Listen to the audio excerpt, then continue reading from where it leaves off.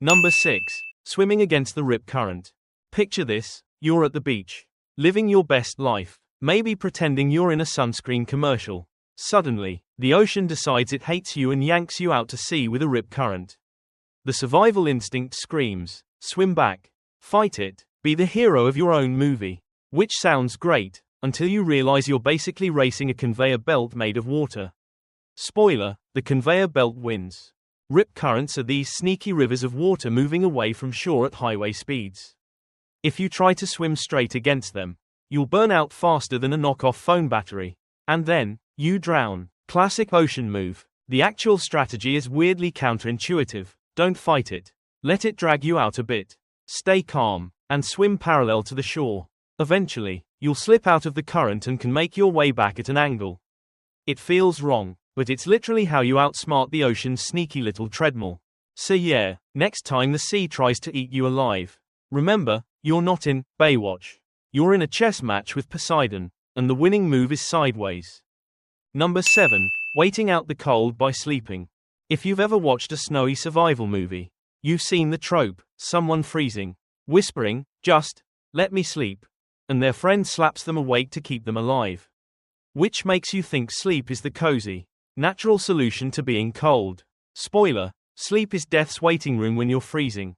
Here's the thing, hypothermia makes your body desperate to conserve energy.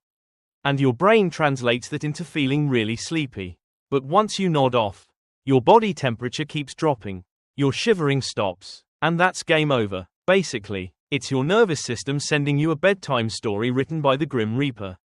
Real survival advice: you have to stay awake, keep moving, and generate heat however you can, running in place, stomping around, even doing jumping jacks if you've got the energy. It feels miserable, but miserable and alive is way better than peacefully asleep forever. So no, curling up in the snow like some frosty naptime scene doesn't make you a tragic hero. It just makes you a popsicle. And nobody wants to be the human popsicle in the survival story. Number 8. Eating snow to stay hydrated. Lost in a snowy wilderness. Thirsty, no water bottle in sight, and hey, the ground is literally covered in free, fluffy ice flakes. Just eat the snow, right? Hydration problem solved. Except, eating snow is basically tricking your body into cooling itself from the inside out.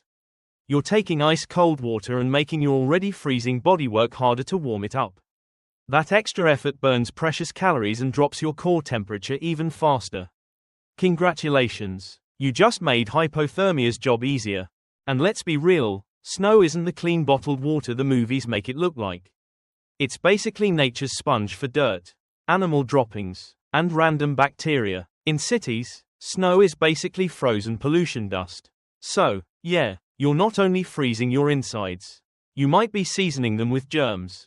What you should do is melt the snow first, even if it's just in a container near your body heat or by a small fire. That way it's water, not an icy hypothermia slushy. Drinking melted snow might save your life. Eating it raw is just nature's version of a Darwin Award. Number 9. Punching sharks in the nose. You've definitely heard this one. If a shark attacks, just punch it in the nose. Which sounds like excellent bar fight logic applied to the ocean. Except, imagine trying to land a clean punch underwater, while panicking, while a literal submarine with teeth comes at you. Yeah, good luck with that. Sharks aren't boxers waiting for a fair jab, they're lightning fast. And the whole nose target thing is way smaller and harder to hit than you think.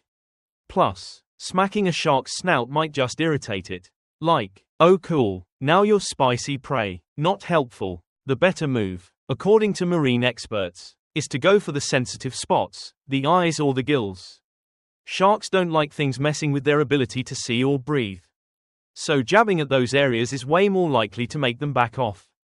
And if you can't do that, staying vertical in the water, keeping eye contact, and slowly backing away is far more effective than trying to be Aquaman. So yeah, punching a shark in the nose is the ocean equivalent of slapping a mugger with a wet noodle. Impressive in theory, embarrassing in reality. Number 10. Sheltering in your car during a wildfire. Okay, here's one that sounds smart at first. You're caught in a wildfire. Flames on both sides. Smoke everywhere. The instinct? Hide in your car, metal shell. Windows up, maybe even drive through. It feels safe. Like you've built yourself a personal oven. Which is exactly the problem. Cars in wildfires heat up ridiculously fast. The glass can shatter, the interior melts, and you basically become a baked potato with a steering wheel. Even if the flames don't reach you directly, the smoke alone will choke you out in minutes.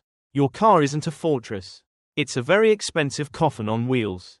What experts actually recommend is ditching the vehicle and finding a low, cleared area, like a ditch, bare ground, or somewhere with minimal fuel for the fire. Cover yourself with dirt if you have to. Protect your airways with fabric. And stay low until the flames pass. So while it feels logical to treat your car like a survival bunker, in wildfire math, sitting in it is basically saying, yes, I'd like to be preheated at 450 degrees for 30 minutes. Do you have any survival tips? Comment below to let everyone know.